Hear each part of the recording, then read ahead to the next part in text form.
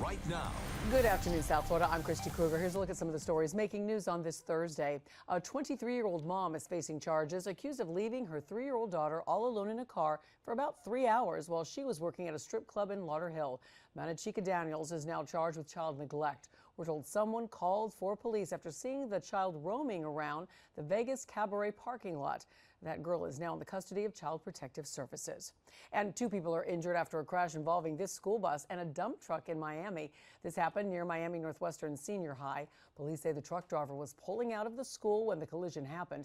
There were no children on board the bus at the time. We're told the bus aide was pinned inside after the crash. He was rushed to the hospital with some serious leg injuries. The bus driver was also taken to the hospital. And another violent crash, this one involving a garbage truck and at least one other car. The driver of that car crashed into several parked cars in front of an auto shop on West Commercial Boulevard in Lauderhill. We're told the driver was cut out of the car and does have serious injuries. The cause of that crash is being looked into. Listen to Local 10's podcast, The Florida Files, wherever you are, whenever you want. Just say, Alexa, play the Florida Files podcast. Getting the latest episode of Florida Files. Here it is from TuneIn. Previously on the Florida Files. Or just ask Siri, I want to hear the latest Florida Files podcast.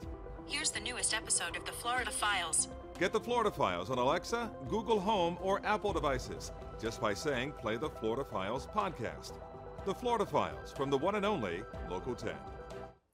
And we have disturbing new allegations against the American Airlines mechanic accused of sabotaging a flight from Miami. Prosecutors now believe that Abdul Mahid Alani had ties to ISIS after finding terrorist propaganda in his phone.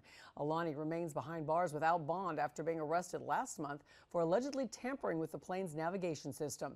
The pilots aborted that flight with 150 people on board after detecting that error. Alani claims he had no intention of hurting anyone. He just wanted to get paid overtime. And as breaking news happens, we have you covered on air and online. Head to local10.com for more local news coverage and updates all day long.